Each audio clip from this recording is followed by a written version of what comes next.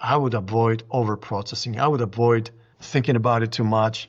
If you have a nice image and you like it, the way it is, don't try to make it better. Don't try to fix nature where you modify it so extensively. You should make subtle adjustments. Obviously, you took it in RAW, so you're going to have a flat image, but all the data is there. So when you do a little bit of curves, contrast, and color, basic stuff, 10 to 15% maybe, Yeah. not more than that, then you should end up with a very nice looking image.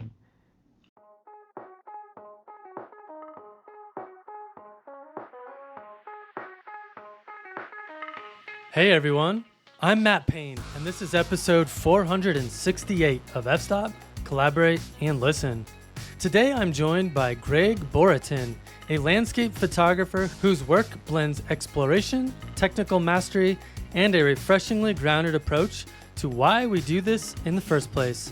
We talk about hiking and scouting remote locations, revisiting heavily photographed places with fresh eyes, post-processing workflows that serve the image instead of overpowering it, and why pursuing photography for passion, not likes or hype, still matters.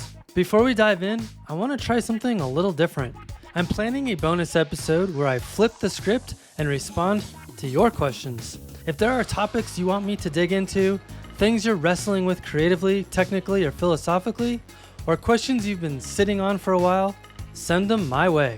You can email me directly through my website, which is linked in the show notes. All right, let's dive into my conversation with Greg Boratyn. Greg Boratyn, it's great to have you on the podcast. Nice chatting with you. Yeah, I've been a big fan of your photography for a long time. I feel like you've got a lot of really unique photography, really interesting compositions, and I feel like you're kind of like a little bit of a trailblazer when it comes to landscape photography, so I'm looking forward to our chat. Oh, thank you. Appreciate that. I don't know what to tell you. I'm a kind of humble guy, so I don't brag about stuff, but I have some accomplishments, and people seems to like my photography, and and I get a little recognition here and there, but Yeah, man. Well, for people who haven't heard of you before, why don't you go ahead and tell us a little bit about yourself? Yeah, sure. So again, my name is Gregory Boratyn. I was originally born in Poland, and then I moved to US when I was, I believe, 22 years old. And then I went through college here and graduated and settled in, and I lived in nearby San Diego area. And at one point in my life, mostly when the cameras, I like photography most of my life, but when digital cameras were released, and I believe one of the first ones was like Minolta, like a Minolta or something. I think it was just Minolta. It was an extremely long time ago, and I fell in love. I mean, the fact alone that I could buy a digital camera, and I bought it at like Walmart or something, and had like 2 or 4 megapixels, which Right. is uncomparable to what the cell phones can do these days. But at that time, I loved it, especially the fact that I could not only take a picture with the camera and preview it on the little back screen, but I could print it on my printer. And at that time, I remember I had an inkjet printer, 600 DPI or something like that, nothing special, but it was good enough, especially for 4 megapixel camera. Right. And so I took on vacation with my family, and that was the first touch, so to speak, with the digital photography. And I loved it, especially not only the print, but also the fact that I could preview my images, that I could load on my computer, and I can organize them and, by date or whatever. And that's it. That was my start, really. And then later on, I got, so to speak, sucked into this. Right. And As we do. yeah. And I loved it more and more. And then, started looking at others people's work, and they had much better cameras. So I got better camera too. And, and went from there. And, so that's how I started with landscape photography. And somehow I never got into wildlife. I don't know, for some reasons it wasn't my thing, shooting birds or, I don't know, giraffes or something. But I really enjoy shooting, especially mountainscape and like seascapes and night photography, things like that. So I'm more into, let's just say, in general, landscape photography as opposed to, I don't know, wildlife, I guess. So Sure. but you never know what's going to happen in the future. Maybe I'll switch once I can afford to buy this big telephoto lens. I don't know. I just don't see myself standing up to here in the water, waiting for a bird to fly over. It's a totally different It is. evocation for sure, It no is. doubt. Yeah. Yeah. So how would you say landscape photography fits into your day-to-day life now? I work, right? Because I have a job, I don't really have that much time to actually go and dedicate on shooting. I just go on weekends and any holidays that I have and a little bit take vacation, things like that. Even when I go with my wife or somewhere or something like that, I always take a camera because you never know. So I don't really shoot like other photographers. Some of them I know that can shoot 365 out of 365. I shoot like maybe a month, total time a month in a year. That's it. I just don't have that much time for that. But when I do have time, or I try to dedicate as much time as I have free time to go and shoot, I don't know, mountains like Sierra Nevada or something. I usually, like I said, usually utilize holiday and combine them with the vacation. I'm sorry, with the weekends. So I can have like, instead of 2 or 3 days off, I have 3 or 4 days off, 5 days off, and then I go and shoot. Or I'll make a very quick trip. For example, I can like probably this in February, probably I'm just gonna go and fly to Canada to shoot Abraham Lake, things like that, and frozen methane bubbles, things like that. We'll see. I don't know. I have a friend that lives there, so he tells me what the conditions are. Okay, right. Yeah, Sure. yeah, and if the conditions are good, I just I take a weekend. I add extra 1 day of vacation. Sometimes even I take unpaid vacation. I can up to 2 weeks a year, and I'll just jump on a plane, fly. 3 hours later, I'm in Calgary, for example, and then another 2 hours later, I'm shooting mountains. And then, I stay there for 2 days and I fly back home. That's how I do it most of the time. Wow. So it's pretty fast and furious for you. Yeah, but it draws me. Sometimes I feel like if I don't shoot over a weekend and I know this weekend I can't, then it's just like almost like it kills me a little bit that I wasted a good weekend, especially when I look at forecast and I do check it. I'm sure you're going to have some questions. We can talk about it later, but I do check the weather conditions a lot and, I don't know, colors in the sky, what might be. It's also it's just a prediction, so we never know. But sometimes it happens that the prediction is good, and it happened to me. I was able to go and it says, oh, you're going to have red skies. Yeah, it was red. So I was able to get a good shot. I do a lot of checking like that before I go anywhere. So if I see a bad conditions of rain or snow heavy in Canada, I'm not going to fly. So it sounds to me like you're the kind of photographer that's very tuned in and dependent on exceptional conditions, and you're not going to quote unquote waste your time unless has a high likelihood of being something that is going to be really good. Yes, but and I tried it. I'm not going to deny it, but I don't want to make something out of nothing. If I want to have a good shot, you have to have good conditions. You have to have a good light. If you're gonna get something mediocre, you're gonna get mediocre shot. So even if you go to a very popular place, I don't know, Yosemite Valley, that has been shot to death by now by pretty much everybody. But if you do go just to escape the house, just a prison, if you will, and you go there, it's beautiful. Now they have probably a lot of snow, but you're not gonna get probably anything original. But if you're gonna get like beautiful sky or something like that and amazing colors, it's still gonna be a very nice picture. So that's one of the things that I do to kind of differentiate myself. I do observe the weather a lot. May give me a better shot of the same place that has been shot a lot. It's something different. Oh, well, look at the sky, or look at the moon, or something like that. Or a foggy forest or something. Yeah, no, that all makes total sense to me. I tried being that way Yeah. for many years, and too many times I'd go out and just didn't happen the way I expected it to. So I had to completely shift the way I approach photography for myself. I mean, for me, it's much more just like go out no matter what the conditions are and just find something that's interesting to me. And it's definitely made me a better photographer, but I do still appreciate the thrill and the hunt and like looking at the weather forecast and like, oh, it's going to be really good. Let's go check that out. But man, doing that enough times where it doesn't work out, that can be really demoralizing. There are photographers that can tell you, oh, there's no such thing as a bad light. Okay. You can always shoot something. So even if the conditions are bad, yeah, you may not have a beautiful landscape photograph, but maybe you need to concentrate on something more intimate, more like smaller, like a mud or I don't know, just a branch or maybe a macro photography or something like that, and you're still gonna get very interesting shots. So it all depends. Like it does shape your photography, and I don't have that much time. So when I do go somewhere, and I do go occasionally, and I have a bad weather, I do want to come up with a keeper, at least one picture. I don't know if I go to one location, I don't expect 10,000 pictures. I just expect one good one. And then I can take 10,000 pictures. I'm going to probably throw most of them away. I just want, for example, I went to Tahiti once, oh my God, I forgot the name of that beach. It's a famous beach with those giant waves that surfers are going to all the time. They will come back to me. And I was on the boat, rocking boat, standing. I hired a guy with a boat. He took me into the ocean.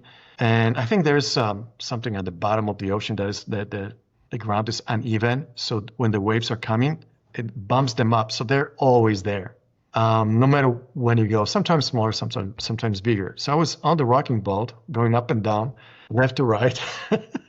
But there's this kind of like a cove in the ocean. So he actually can park the boat outside, and you're not going to be affected by those waves that much. But they have a beautiful view towards the tube, if you will. So I was shooting, I must have taken like 20,000 pictures. Yeah. Now, because I was shooting at a very high speed with my Z9, which can take 20 pictures, 20 frames per second in RAW. So, to maximize my, and also, the waves are, when it's moving, it's changing its shape, and you don't know which one you want. Sometimes they're all like beautiful. It's just beautiful, gorgeous, clean, blue water. Yeah. And so then I loaded those pictures on my laptop, and I just saturated my hard drive with everything. And then it was impossible for me for months to go through them. But I narrowed it down to just few, and I kept it maybe five out of this. And I was able to sell a few prints, actually, a big giant prints too, to clients, because there's where I lived, like Laguna Beach is not far away, and there's a lot of surfers. Yeah, sure. You have no idea how good they are recognizing the place. Almost every single one of them, when they saw this big print, I was exhibiting at the Festival of Arts, he saw the print and he knew Tihawu. I think Tihawu, that's the name of that beach. And he knew right away that this is the beach because it has a very specific shape of the wave. That's fascinating. It is. So That's anyway, awesome. so yeah, you can do that. So I know that a lot of your photography involves hiking deep into remote locations. What draws you to effort and exploration, and how does that physical investment influence the photographs that you come home with? You know what? Actually, it's a little bit the other way around. The photography influences my stamina, if you will, or my it's forcing me to go to the gym. I gotcha. It's actually a good thing. A photography makes you better and healthier, because I know I want to go, deeper or climb a hill or something to get a different perspective, especially in the place where you cannot fly a drone. I know a lot of photographers are flying drone these days. Then I'm not going to climb that hill. I'm just going to fly my drone. I've done it before myself. But if you really want to go and experience this, and I do want to experience this, it's not just photography. It's photography, yes, but I wanted to see with my eyes. I want to experience a little bit of nature, detach myself from being at home, going to work, and living this urban type of life, cars and things like that. And then I go to Patagonia, for example, when I hike with Andrew in 2023. I was all over the place. It was amazing. We slept in tents in the places I would never go alone probably, but like in the middle of nowhere, you get out of the tent, 3 o'clock in the morning, and you see Milky Way, right? Shooting stars, everything. There's no light pollution. Incredible. And, I go for just experience too. Reconnect with nature, if you will. Yes. And the photography, it's kind of like a reward at the end. You struggle a little bit, you eat this kind of, food that hikers normally eat, dry. It's experience in itself, there are people that do this all the time, hiking and sleeping in the tent, camping. I do the same thing, except that I also take pictures, especially in very beautiful places like Patagonia. I don't know, I fell in love with it. I've been there by now probably 10 times, and I would recommend to everyone to go at least once, to see for yourself and do a little bit of hiking. And, they have campsites, toilets, everything is there, so it's great. And you get maybe a picture of maybe the same mountain, but from completely different perspective. And, you can spend a few days in the middle of nowhere, find very interesting trees to complement, the mountain. So your composition will be much better, probably, more interesting, I would say. Plus you're there and you can wait. Oh, today it's not so much, the weather is not that good, or clouds are not interesting, or you have no clouds at all. But the next day might be different. So Yeah, that draws me. I'm gonna go out on a limb and say something kind of controversial here because Yeah. I feel like if you want to differentiate yourself as a landscape photographer, there's not a lot of ways to do it, right? I mean, a lot of these places have been photographed by a lot of different people. And I think one of the main ways that you can differentiate yourself is to become physically fit and to go to places and go further and go deeper and to get different perspectives and to find things that other people simply haven't done before. I know that's going to bother some people, but That's I the truth. think I think it's just the hard knocks of landscape photography right now. It's like music. If you put in a lot of time and practice better and more, you become a better musician, I guess. So you can play different chords, more, and your music eventually will be more interesting than just learning, the basic 4 or 5 chords and you play the same thing like everybody else Sure. played good times before. I think it's just a little bit like that in my opinion. But yeah. So yeah, to answer your questions, it's really yeah, I do go to gym. I do exercise as much as I can. Even if I go for a little simple treadmill or hike around the house for half an hour, doesn't matter.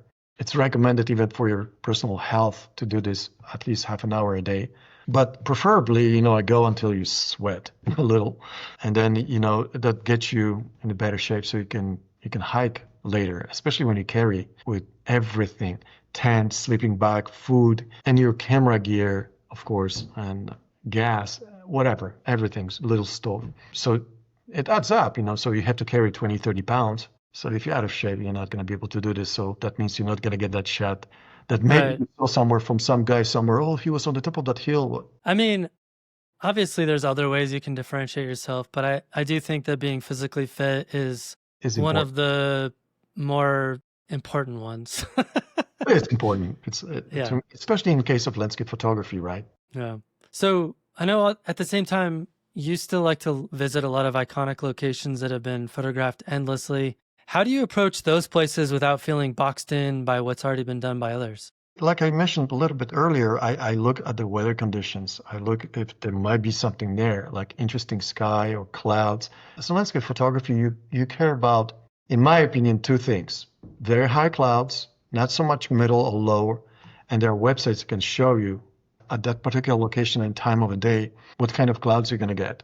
If you have low clouds or maybe even in the middle clouds, then you're probably going to get an overcast sky and you get no sun, especially at sunset or sunrise, or no colors in the sky. High clouds are very high, so they're going to get illuminated by the sun, especially at sunset. So you're going to get that redness you're looking for, like that picture behind your head there. For sure. So I look for specifically for high clouds. That's important, right? At least to me. And the other thing is that I look also for foggy kind of, especially when I'm shooting forests but it could be even in the mountains, kind of environment where things are even out a little bit. Too many. Oh yeah, it creates amazing subject separation. It's Yeah. incredible.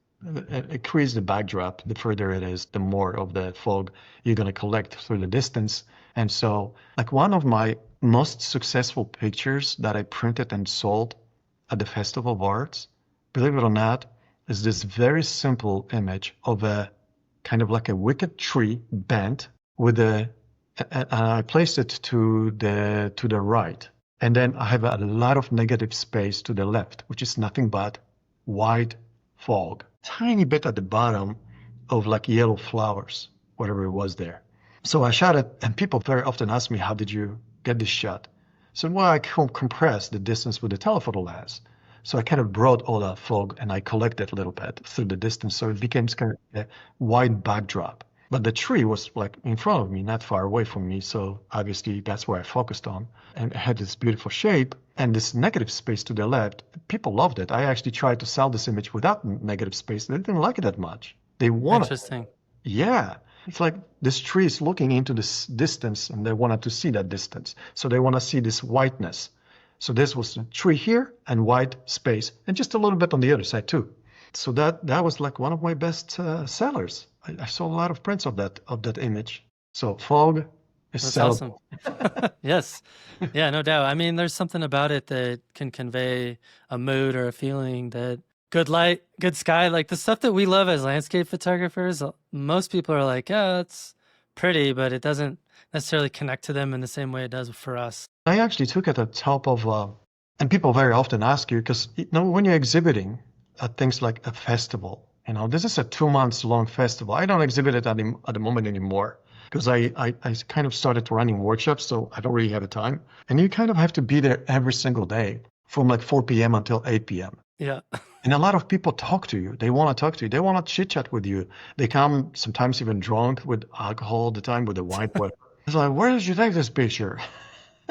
How did you take it? What camera did you use? What brand? They ask you all kinds of questions. They want this story. And if you do talk to them, they buy it. And if you don't, or if you just tell them like something simple, like one sentence, they just walk away. So they expect some kind of explanation. And this kind of circles back to the conversation we had about an effort of getting a more original image and hiking, things like that. The more you have that to offer or to present to this potential client, it was difficult. I was shooting at 14,000 feet elevation. It was cold, and you tell them all the story, which is true. That's what it was. And that's how I shot this tree. It was on the top of Mauna Kea. I think I'm pronouncing it correctly.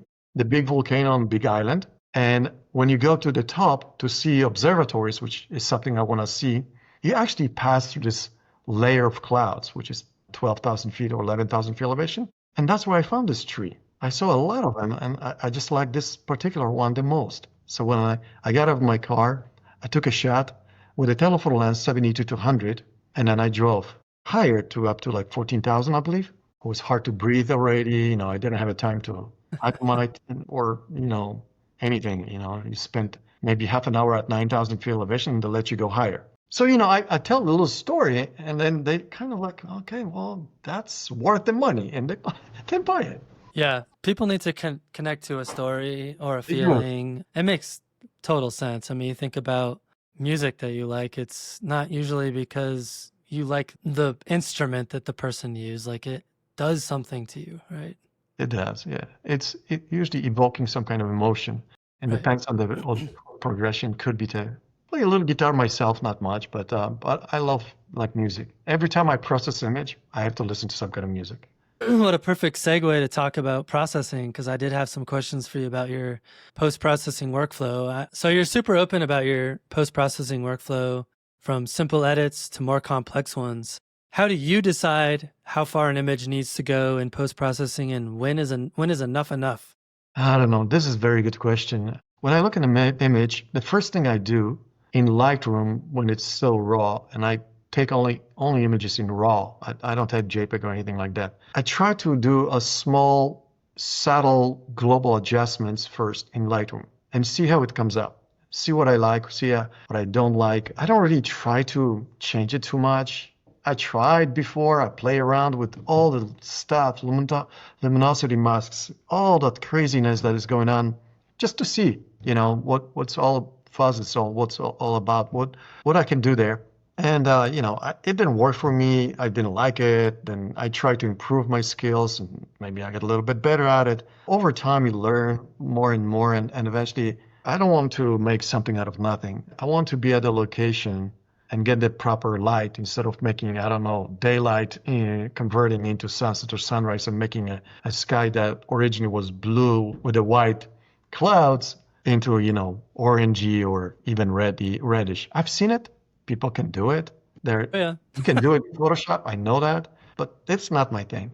Same. Unless you're extremely gifted and Photoshop like inside out, be my guest. If you're open about it. But to me, almost something like that is not a photograph anymore. It's just an image that maybe started off as a photograph, but then you created like, an illustration or something like that, or it's a picture. I know, I get it, but I had this conversation with people before, but it's not a true photograph. So subtle adjustments that I try to do. And if I feel that this image would benefit from maybe, vignetting or making the bottom portion a little bit darker, And then I can take it to Photoshop, and then maybe I've used before like luminosity mask or something like that to narrow down and do the adjustments only to a small portion of the image that I feel like it needs that adjustments, maybe the global adjustments of the sky. And this also, I should actually mention, I usually don't take HDRs. I usually, with these days, with the cameras, I only take one shot. Yeah, I'm same. Yeah, so I usually try to expose to the brightest brights in the sky, like usually that in the sky, where the sun is or something. And the rest of it might be underexposed, but I can recover that in post. Yeah, and so because of that, there are times that even the brightest areas are not really that recoverable, so I can move the slider to dim that. So the image in that area may look very flat, or it's still overexposed. So I can work on that a little bit better or more. So I can just select that area, the brightest within the image, and work on that. For that, you need something better than global adjustments, which is well, not so much these days because Lightroom right now became so good and you can actually select. But Photoshop with the luminosity mask, which is pretty much the only tool that I'm using for more complex adjustments, that's what I use to adjust, small portion of the image. Yeah, I'm exactly the same way. Yeah. I look at my histogram in Lightroom. I make some tweaks using the tone curve, make sure that I set my white point, my black point, tweak a couple other things in there, and then I'm going into Photoshop, and then I make some micro adjustments with luminosity masks. Usually I'm adding highlights to my shadows, maybe do some mid-tone contrast. But my goal is, like, I don't want people to look at my image and say, oh, that's obviously been edited. Yeah. Like, I want people to think, like, that looks so good. That looks like I was there.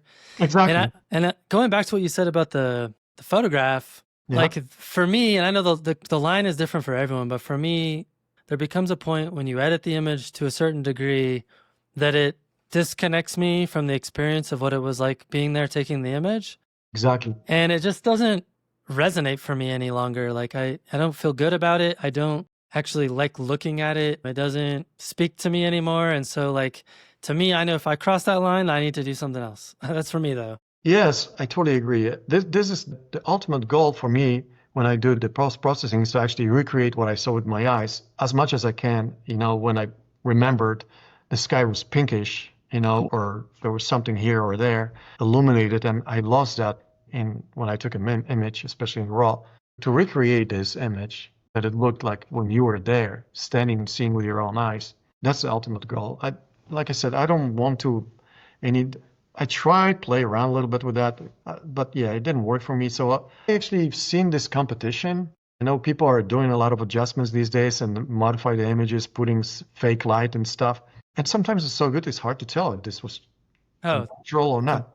But anyway, there's some competition. I don't know the name of that competition anymore, but it's a photography, like the similar to International Landscape Photographer of the Year or something like that, where they allow you to do whatever you want, basically.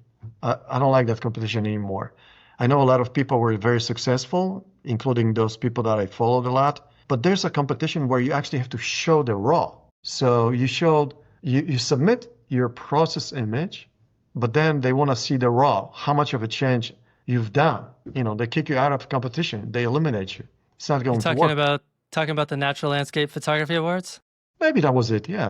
Yeah. Probably. That's whatever the competition name is, but I like the competition that actually asks you for a raw. You were cracking me up because I'm the creator of that competition.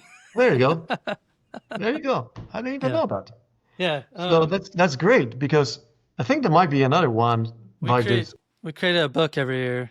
There you go. This is our volume 1, but we do a really nice book every year that has winning images in it. And also, like, all of the other standout images that we select that we like. I didn't know that. There you go. I learned something new. So I love that competition, because this way so I don't know, there's a rule, right? And correct me if I'm wrong. They don't even allow you to crop that much. You can crop to 15 or 20% of your image. In other words, they want you to take a giant image where you have a lot of trees, and all of a sudden you have like a little house that was only in the middle, and then you have only a house. Well, what happened to those trees? So out of 45 megapixels, you ended up with like 7 megapixels, for example, because you cropped out everything. Right. So they actually want you to to show them, that this image was actually composed by you. And not, you can crop some of it, of course, but not like more than 50% of some ridiculous number. And Yeah, cropping's a tough one. We don't actually have a rule for cropping, okay, so but we do show the before and after to the judges if it's been cropped excessively.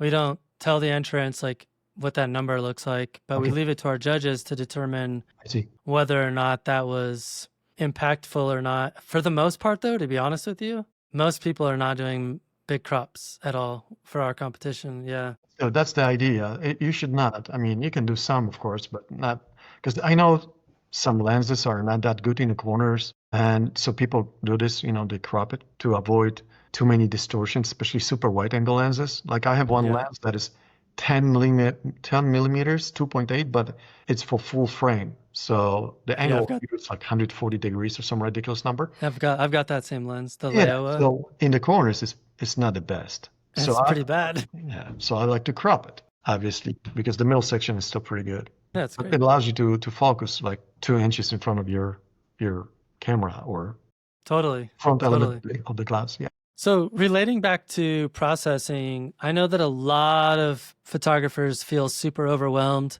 by editing and all the choices and all the workflows and everything that's available out there. What do you think is the most important mindset shift that people can make when approaching editing?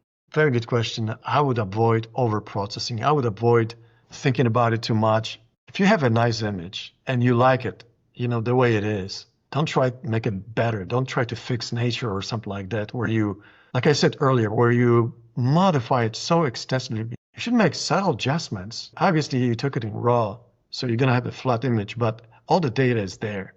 So when you do a little bit of curves, contrast, and color, basic stuff, 10 to 15% maybe, not more than that, then you should end up with a very nice looking image.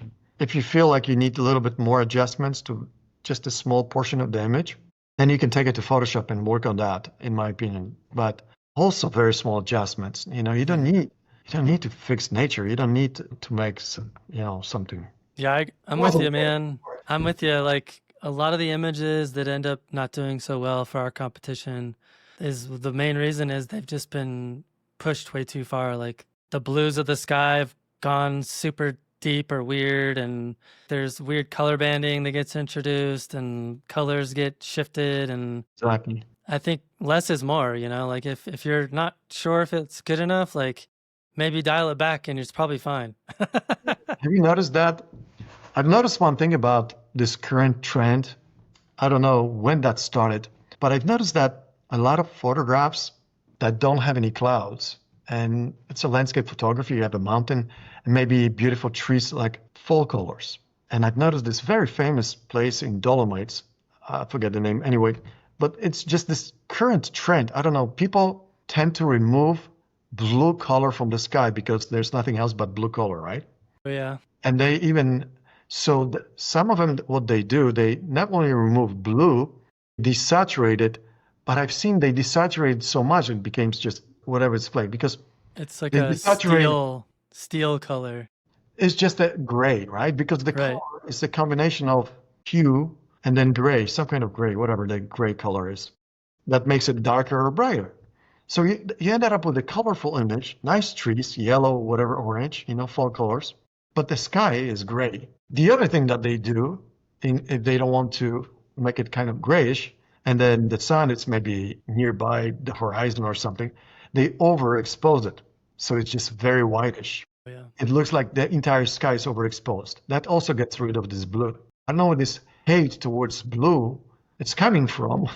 But the sky is blue. And as people, I expect, when I look at the sky, I expect sky to be bluish. You can desaturate a little bit if you want to, of course. But I still know that this is the sky, right? And I want the sky to be blue. So yeah, certain cameras, especially when you're using a polarizer, we can talk about filters later if you want. I'm not actually using a polarizer like a regular polarizer. It's called warming polarizer, which gets rid of the blue caps. They usually polarize to add a lot of blue. So that makes the sky really, really blue. So you need to desaturate, of course, a little bit. But some people either desaturate so much that it's just gray, or they overexpose in addition, so it's just white. I don't like that. I don't know where is this. I want to see a little bit of blue. Yeah, it's interesting, right? Because, if you're trying to do photography as a creative pursuit and sky's the limit, I'm all good with all that stuff. But oftentimes I find where the disconnect happens for me is that people are photographing a natural subject and they're presenting it to you in such a way that it's supposed to represent what it was like to be there. But then they're changing it in all these ways, not because that's what it was like to be there, but because they think it's more aesthetically interesting or whatever. And I've always just questioned that. Like, what is people are like, oh, it's my art. But it's like, usually when people are artists, they do things because they're trying to instill some kind of vision or voice or thought or idea into the artwork. And for this, I think it's like, no, you're just trying to make it look different. And I've always had that challenge in my brain, and I'd be curious where you sit on that one. So I've seen images, and we haven't even touched this subject that much, especially Photoshop, worked so much that you could go to the same location, you could put your own tripod into the holes of that other person's tripod, take a picture with exactly the same, I don't know, camera and lens, and you would never get the same image. I know. That's very Because prevalent. there's a lot of them that are using warping tools in Photoshop to do the adjustments to the image is taken from the distance, but they use the warping that brings towards you some of the, I don't know, leaves or something that was on the ground. And now it looks like you were laying on the ground taking pictures with this camera, like almost like macro that, you could focus very easily and very close to the subject. They emphasize things. Oh my God, they stretch the peaks of the mountains. Yeah, it's one thing when you have a telephoto lens, especially when you hold vertically, and when you move towards the ground and you take the image like this, so that the corner, the edge of the lens will stretch the mountain. Yeah. A lot of Wide angle distortion. Yeah. Exactly. So you're utilizing distortion to your benefit to actually make mountain look sharper than the mountain really is. But again, that would be on a raw image. That's like a little bit more acceptable, right? It is what it is. You took that image, but if the mountain was flat and then all of a sudden you have this huge peak because you stretched it in the Photoshop, that's like cheating a little bit. So people do this. They go extremes to get an image that. It's just strange, especially when it's a recognizable place that people have been to. Exactly. You talked about International Landscape Photographer of the Year. I think it was 2022 or 2023 in their book. They had, that famous viewpoint of Hot Creek where you've got the river winding, and then you've got like fog and mist coming up. In Sierra Nevada? Yeah. Yeah, of course. They had on the same exact, like front one page and then the next page, the same exact composition. And one of them, the mountain was all warped. And then on the next one, the mountain was normal. And it was just such a farce to me to see that, not only from like a curation perspective, like why would you put both of those images in your book, but also like why would you award both of those images in your competition? It just shows that there's no process whatsoever for actually looking at the images from an objective perspective. I don't know. These days it's all about money, I guess. I mean, you have to pay them to look at your image. I don't know, $20 or $30 an image. $20 an image, yeah. Think about it, $20 an image, and I think the minimum we have to submit is like 3, isn't it? I don't know what the rule is. But even if there's a minimum, they have 20,000 maybe people. No, their numbers have gone way down. I think. Really? Oh. Yeah, it's like they have a few thousand people, and you can submit an image for like 5 images, $20 or $100. I know they make tons of money there anyway. At least they used to. And that's why they can afford to give the first prize, whatever, it's $5,000. The second one is $1,000. Because I actually came in second in 2017 or 19. Yeah, right, sure. Adam Gibbs won, and I know he won $5,000. And then somebody contacted me. Oh yeah, my friend from Canada. He called me. He said, "Hey, Greg, you came in second." What?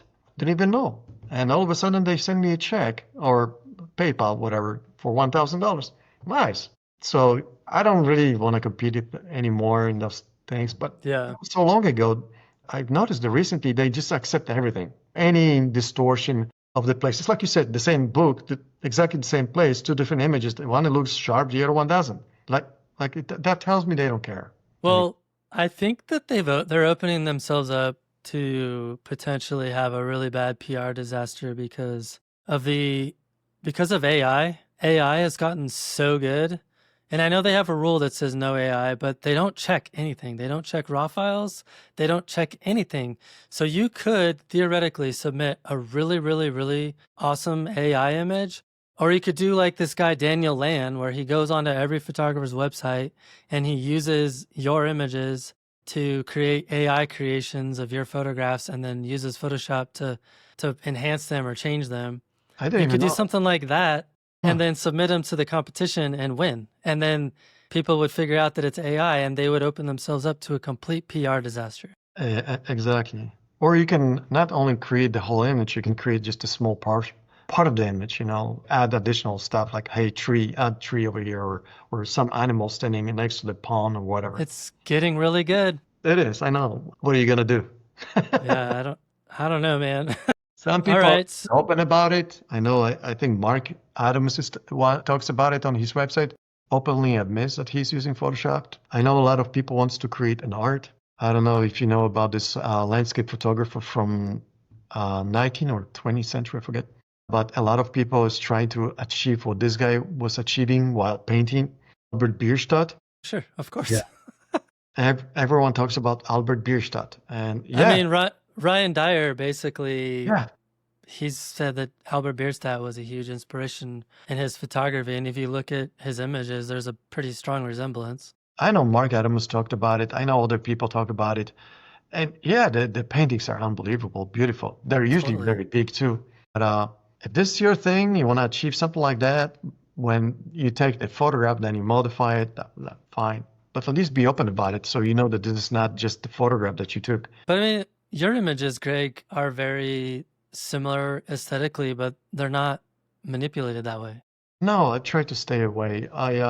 My point is like, it's possible. Possible to do to what? It's possible to create authentic work without going to those lengths. Yes, of course, it's possible. You just have to be at the right location at the right time. And if it doesn't work, you go again. If it doesn't work, you go again until you get something. That's pretty much what I try to do, at least. Totally. I go to locations that maybe not far away, because when you go far away, it costs a lot of money to fly down there, like to Patagonia or something else. So I don't know, Iceland or Dolomites, who knows? But still, when you go there, you do try to get, and to me, I just wanted to get an image that we haven't talked about workshops, but if I do run a workshop, I want to get an image that I can show it to a client. It's like, oh, this is the place. This is how it looks like. This is what I saw with my eyes, my kind of representation of the place. Perhaps if you go with me, you get something similar, right? So I don't want to warp or change it. So then later on, somebody goes and it's like, well, wait a minute, where's the tree? They didn't have a tree, or hey, that lake looks much smaller, or something like that. That's Yeah, I'm the same. I mean, yeah. I teach workshops full time, and I actually love a good challenge of showing up to a location. The conditions are terrible, Yeah. and still being able to help my clients get something that's interesting. And my philosophy is always like experience driven. So like, let's go have a great time and let's be observant and let's enjoy nature. Let's create some interesting images. But yeah, maybe you're like, I was in Death Valley for 7 days in December. I think I saw clouds one day, Okay. but it was fine, man. Like, you just figure something else out. You get the telephoto out, you shoot abstracts, you shoot weird stuff. I mean, to me, it's like, I want the challenge. Give me the weird, stupid conditions that no one wants. Bring it on. Yeah.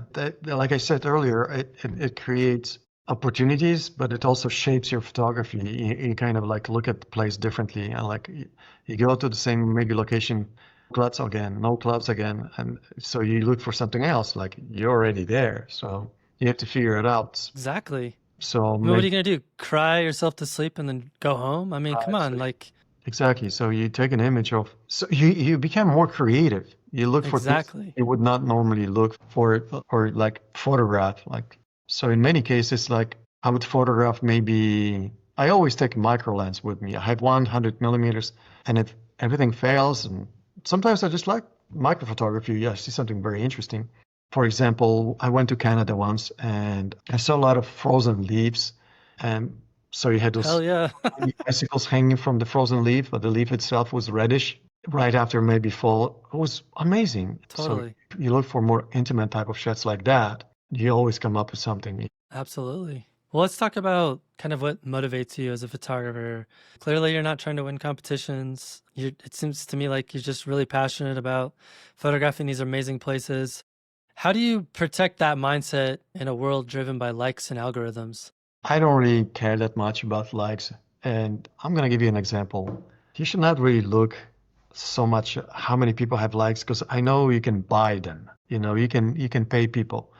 You can pay even not that much. I know people that actually did this, especially on Instagram, where a lot of people is hanging right now, and they run some kind of script, and what it does is it just goes all over the Instagram, and as you basically gives people comments, or your images are great, or whatever, and then as appreciation they go to you, and you follow them, and as appreciation the people go to your profile and they follow you. And then you can buy a lot of followers that way. So I think one of my friends bought like 10,000 followers like that. Really? So yeah, you can do that. I don't know. That was quite a while ago before, I think even maybe before or right after Facebook bought Instagram. So I don't know Yeah. if I they're doing it mean, more. it's still a thing. It's more driven by AI now. It is. And what it usually looks like, because I get those comments all the time, it's someone who doesn't follow you, right? They're someone you've never heard of, and they've got like a bunch of followers, which is weird. And then like they'll leave a comment that's like obviously written by AI, like what a beautifully vibrant sunset that was, and then it's got like Yes. emojis and stuff. Yeah, you can And rank. like you go look at, they leave those comments all over the place, and all they're doing is trying to get you to look at their stuff to follow them back. That's It's that's the purpose.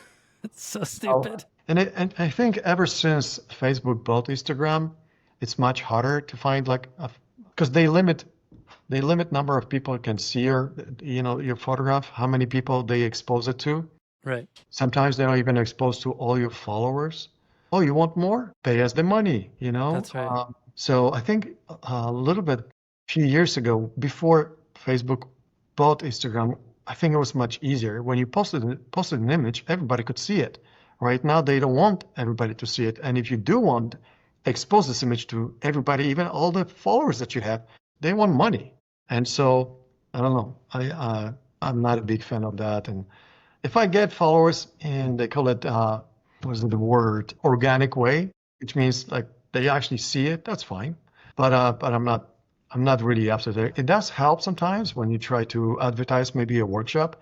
Obviously, the more followers you have, the more can see your ad. Maybe, I don't know, even from your own followers, if you don't want to advertise it, the more we'll see it, and maybe you can find potentially customers. So, but I'm not really doing that anymore. Not that I've done it anything. I don't even know how. I've got like 45,000 followers on Instagram, which is not that much. I know people have millions. I think that's respectable.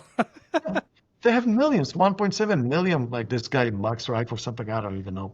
But they're Most of those people got in early and they've chased trend after trend, and they just they posted did it. constantly. And also, thing that a lot of people don't know about is that, and this is still a thing, but it used to be even worse. There were these things called engagement pods where you'd get in a group with like 100 other people, and you would add links to your photo in this spreadsheet that everyone has access to. And as a member of that engagement pod, you are expected to make a comment and like everyone else's photo in that spreadsheet. And then it rolls over like every couple of days.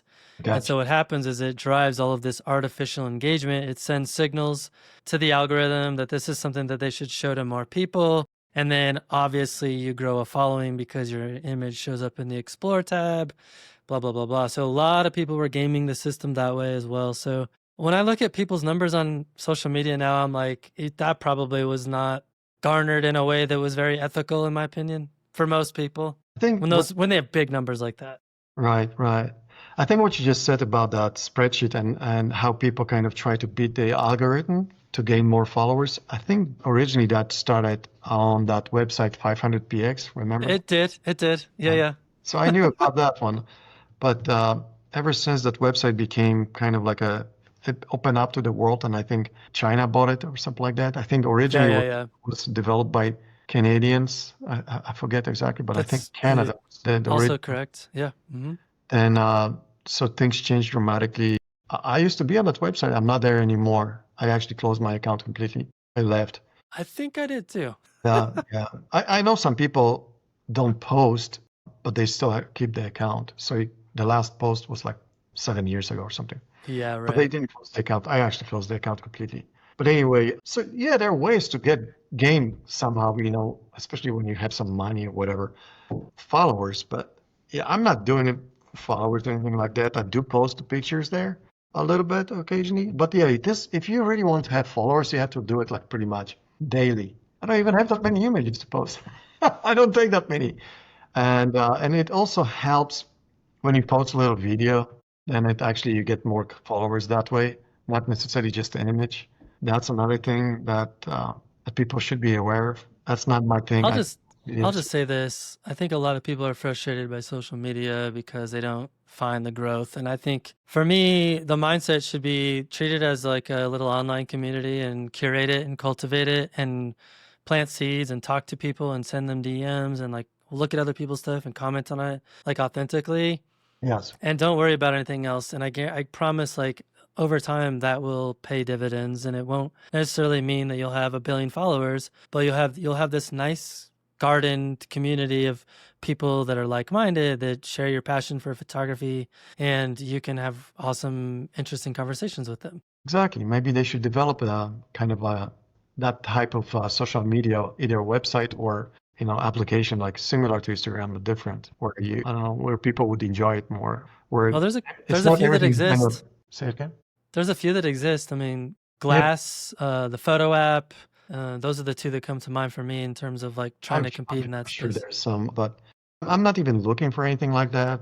Totally. Seriously, I've noticed that a lot of people actually went back to Flickr because Flickr is one of those platforms that don't really recompress your images that much.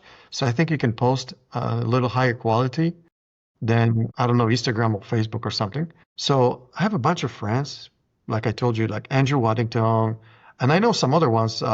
William McIntosh, you had a conversation with him. Like everyone is posting on Flickr these days. It's funny you So mentioned Flickr because I actually just wrote an article for Petapixel today about Flickr and yeah, Flickr Pro and things about yeah. it that I don't think are very good, but I'll let other people judge me on that one. Is opposite what I just said. That's funny. Well, no, everything you said is true. Images are not compressed. They look great. My complaint with Flickr revolves around they're selling the pro platform and what actually value you get out of that as a professional photographer. Very Right. little, I would argue. Yeah. And then I don't think people realize this, but for people who are visiting Flickr who don't have a pro account, Yeah.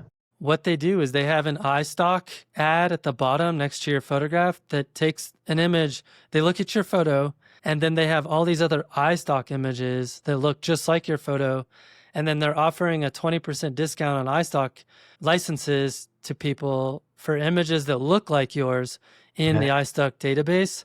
Okay. And so I think if people knew that, they would be really upset about it. And that's actually why I wrote this I article didn't today, know. because See, this is something new to me. I didn't even know. I don't have a Flickr account, so I don't know. It's just that I know some people that don't have a website, or they don't really do anything to the website. They don't post too much to the website, or they don't like Instagram because it's really mostly done for your cell phones and stuff. They don't want people to look at your images on this tiny screen. For some reasons, they chose Flickr because nobody wants to go back to 500px anymore. Well, I don't know. From all those people that I know, they don't go to 500px anymore. So you don't really have that many choices, right?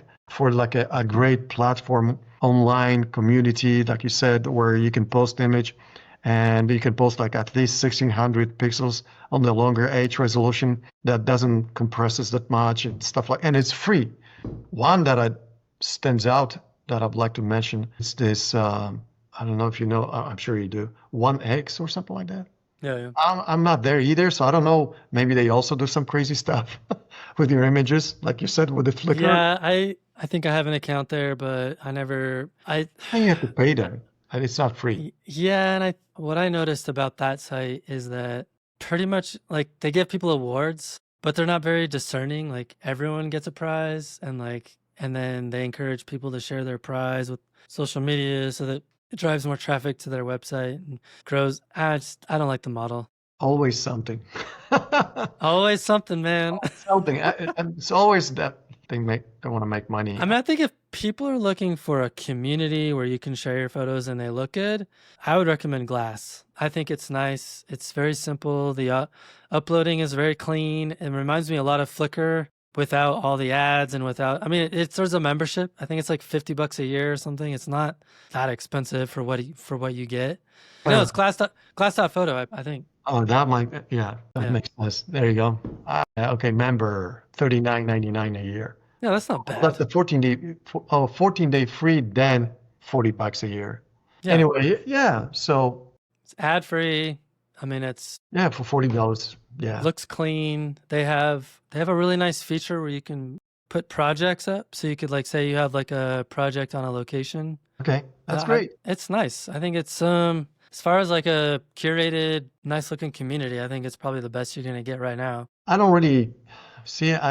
I concentrate more on my own website, and that's where I try to get my traffic towards. Because otherwise, let's just say you have a great image. Let's just say, Matt, you took amazing shot. Okay, amazing shot of something that you really enjoyed.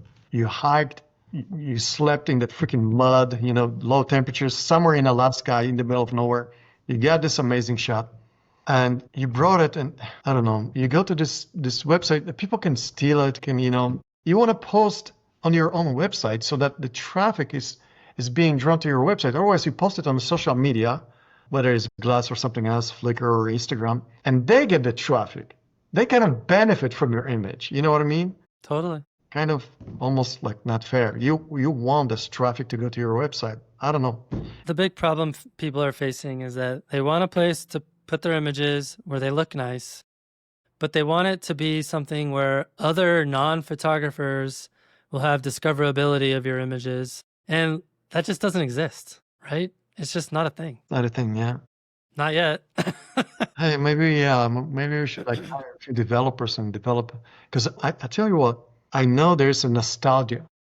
People would like to get that, the original first edition of 500px with those little squares and the pages at the bottom, where you go from first to second page, third, and so on. And each page had, 12 or 16 pictures. Then you have a rating, and at the top, when you get to the very first square, it looks like a grid, right? The very first square, you have 9% or something like that. People constantly liked, and that was the time when they could fake that algorithm. People would keep on clicking on like, and as long as they keep on clicking, the image would stay in that position.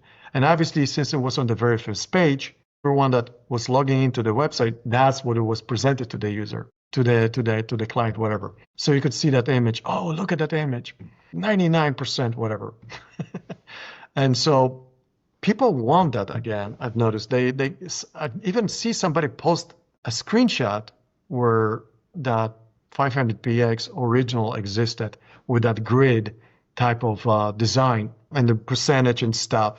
And then at the bottom you have, 1, 2, 3, 4, and whatnot, and you go to the next. I think on the surface, that model was pretty genius in terms of giving you something to aspire towards, right? And seeing all this amazing photography. But I also think that 500px caused a lot of harm to the photography community in terms of people trying to escalate, more, better, more epic. Like everything had to one up the next image. And then I think, honestly, 500px, in my opinion, was a huge catalyst for people to start doing all kinds of stuff like we were talking about, like compositing and stretching and warping and adding skies and just doing whatever they could to get featured on that page. First page. It wasn't good for photography, man. There was one image I vividly remember. I think this was the only one that actually reached 100%. And I don't know, for some reasons people liked it, but you could see it was fake. Somebody posted a mountain and volcano, clouds of volcano, like a mushroom type of clouds, almost like a nuclear explosion, and amazing sky, this volcano eruption and things like that. And but you could see that something was not correct, not physically possible. I don't remember anymore what it was, but you could tell right away.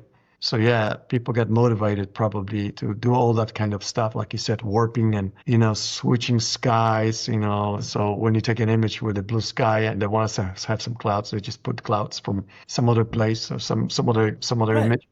Because And there was a eventually, platform that rewarded it. right? Because they never verified it, they didn't care. Exactly. Anyway, but I've noticed that people want that kind of website again. It could be successful. Well, they can have it. I'm not interested in that. Right. Well, as a side project just to make money, right? Right. So Anyway, Greg, I know you've got some upcoming workshops in the Dolomites, Chilean right. fjords.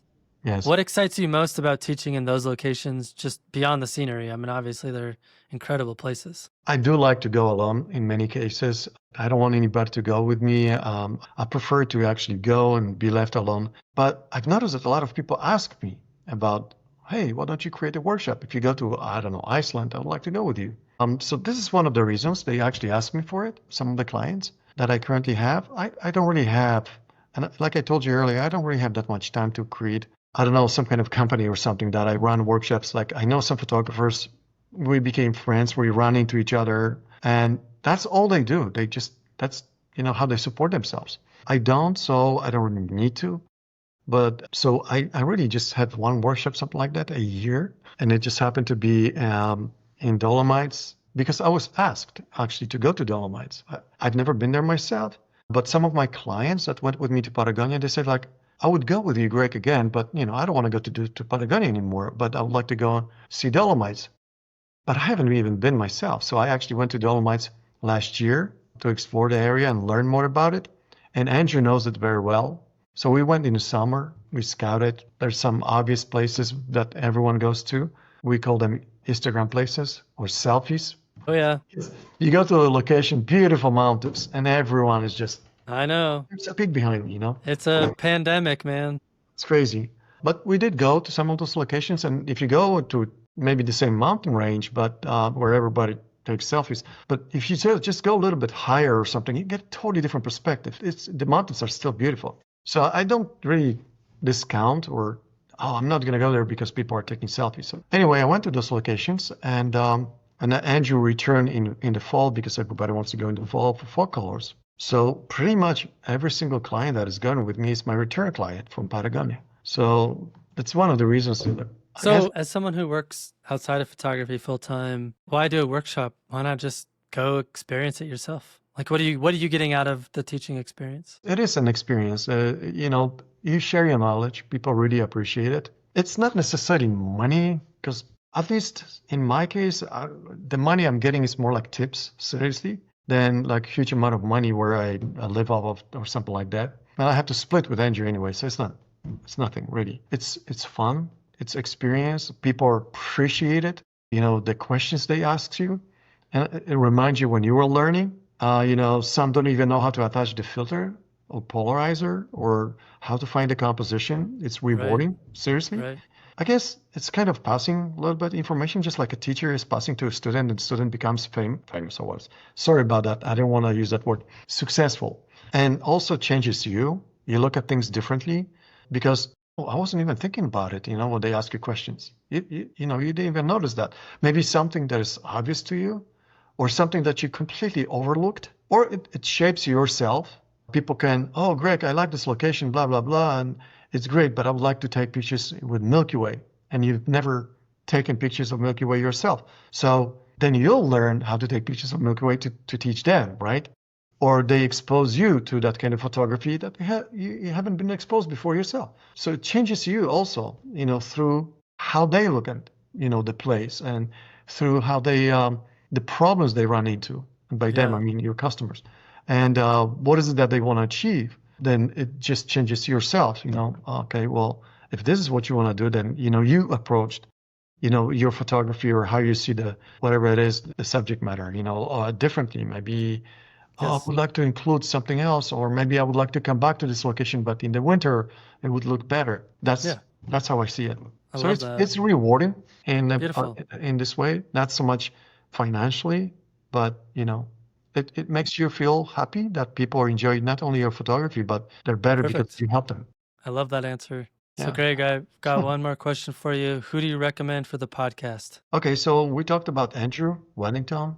So he went to a lot of places, and he's not showing enough, in my opinion. He has amazing images.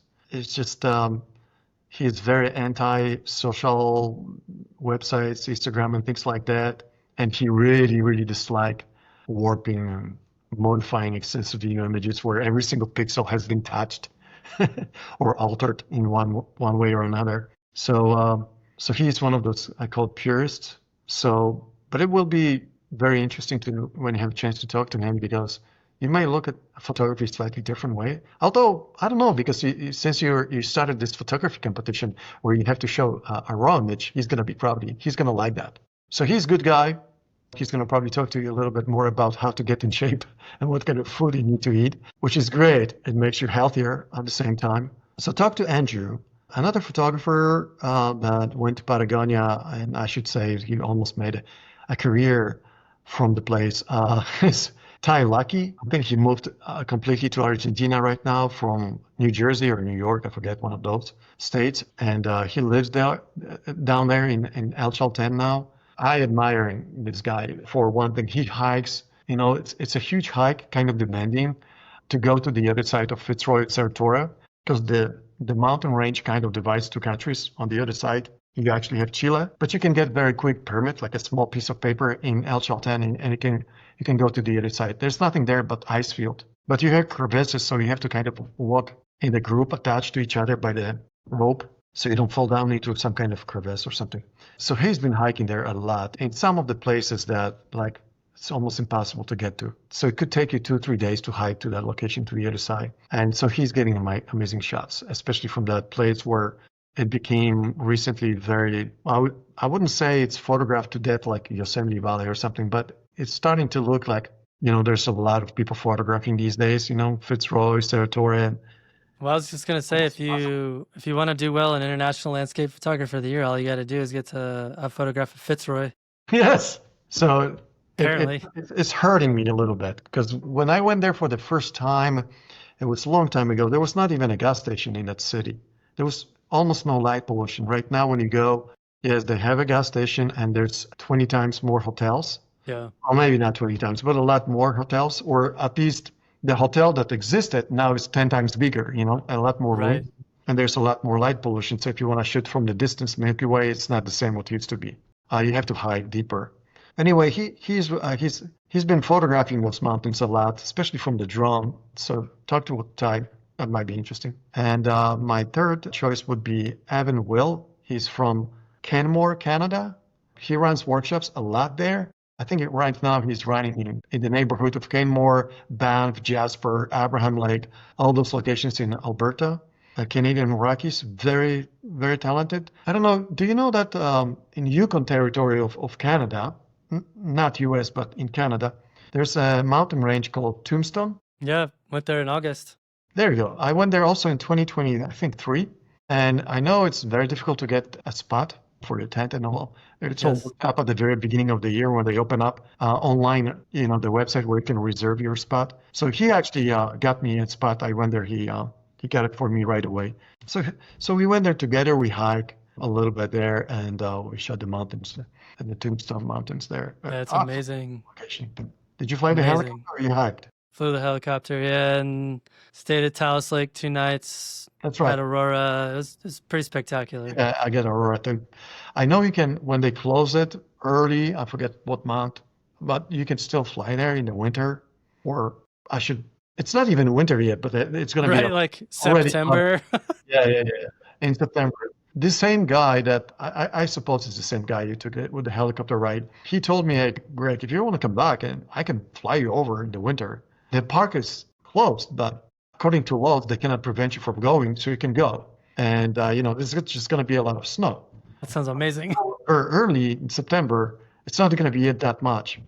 So you can get clear skies for Aurora, and of course, the whole place will look differently because it's just going to be covered by the snow.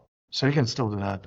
Anyway, Evan Will is a great guy, and he specializes in Canada. That's where he lives, but I know he's been all over the world, Japan, Australia, New Zealand, whatever. I don't think his website is ready yet, but I mentioned to him that he should work on his website and post some of his shots because he's not showing anything. He's busy running workshops right now, and I really want to go back to Canada and explore some of the places between Banff and Jasper National Parks. I know it's Even go like there's so much there. It's insane. It is. So he's gonna actually call me and let me know about some caves and things like that. If they're ready to go, I just jump on a plane and fly over. So Cool. yeah, talk to Evan. Awesome. Yeah. Well, Greg, this has been fun. It's been fun. Cool. It's a pleasure to talk to you.